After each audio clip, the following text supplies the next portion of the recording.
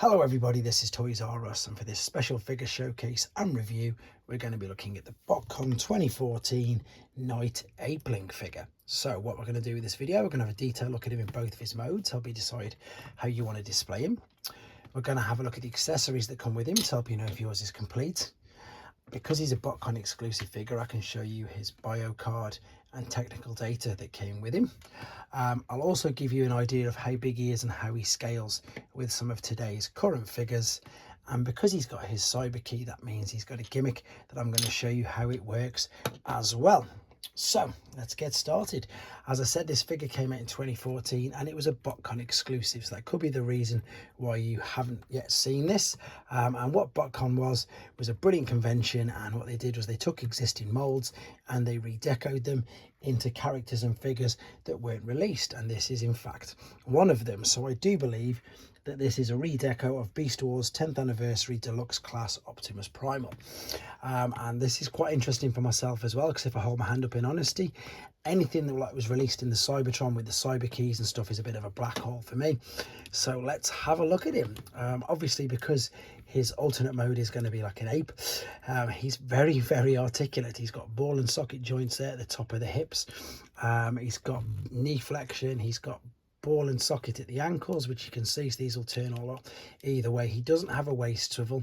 He's got ball and socket at the shoulders. He's just got flexion in the biceps, and as you can see, he's got thumbs and fingers which will move, no wrist swivel, and the head does in fact swivel and look up and down as well. So really articulate for quite a basic figure. The only thing that's quite annoying is that the way that the legs and the hips are, you can't turn the legs all the way around properly with the way the knee bends. He says that you sort of can, but you just can't pose it like so. You can see what I mean.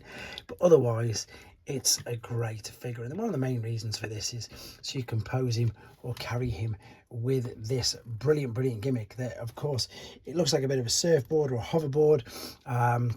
He actually can't really stand on it in this particular mode.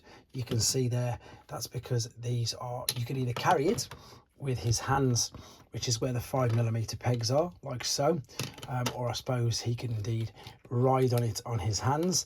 But with these being in this mode, it's more for the fact that it's a launcher, because what he can do is he can hold it either above his head or indeed under his arm. And what I'm going to do is show you how the cyber key gimmick works first and foremost. So this is the cyber key.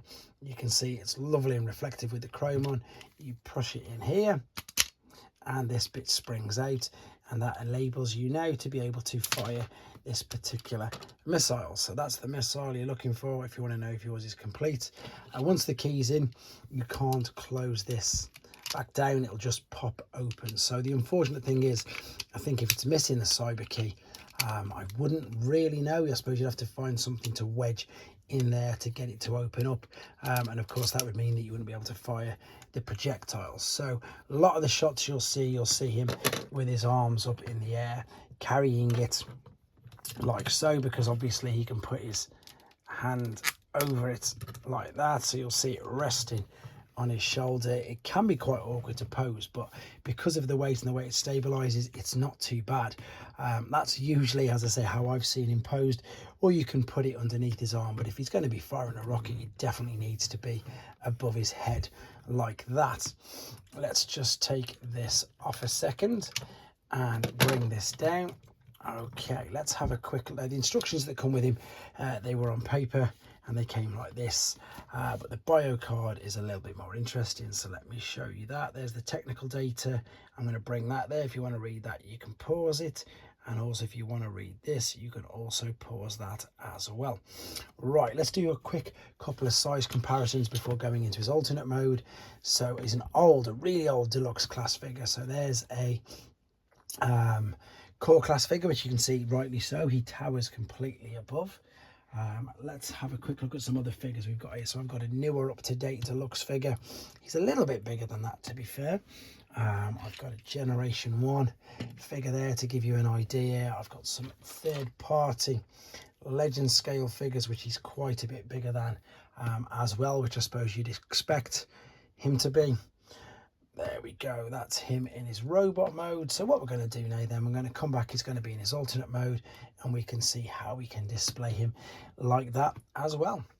So we're back, and as you can see, he's in his gorilla mode. Quick apology, no transformation process on this video. That is to keep the main length of the video down. However, the transformation process is separately uploaded if you want to see the tutorial video on that.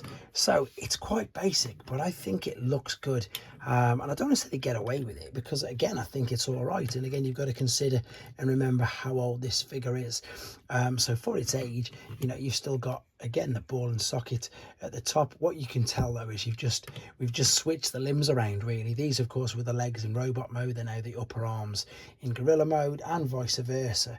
So we've got the lower legs, which were the hands, in the robot mode. But to be honest, as you can see, pretty much everything is tucked away. You know, you can't see the robot head, and the hands are pretty much good looking hands. You know, there's not too much. I think they get away with it really well, to be honest. I do like the fact that he's got obviously all this trans metal look to him now in this particular mode, with the silver there, with the reds as well. It just tends to work really well. So now, of course, as I mentioned, there's the pegs where you can pop him on to this in this particular mode, and of course he will balance on there. You can stand him all the way up however you want to do it, and again pose. But again, if you wanted to use and fire the thing, you need the cyber key to open it up like so. And then I suppose you could, if you wanted to, maybe with his thumb you could use that to press, which would be his big toe, of course it would be. And can we fire the missile with his toe? Yes we can. And I'm gonna have to get that out later on. But do you know what? There's not much more to say about this guy. He's actually surprised me, I suppose, how much fun he is, because like I said, my experience with cyber keys with any of the Unicron trilogy figures, in honesty, isn't the greatest, but I've had great fun showing him to you guys. And of course, with the fact that it looks like he's going to be one of the characters in the new movie, it seemed the perfect time to get him out. So there you go. This is the 2014 Knight Apelinq figure. Hope you enjoyed looking at him. Let me know what you think in the comments, guys. Take care.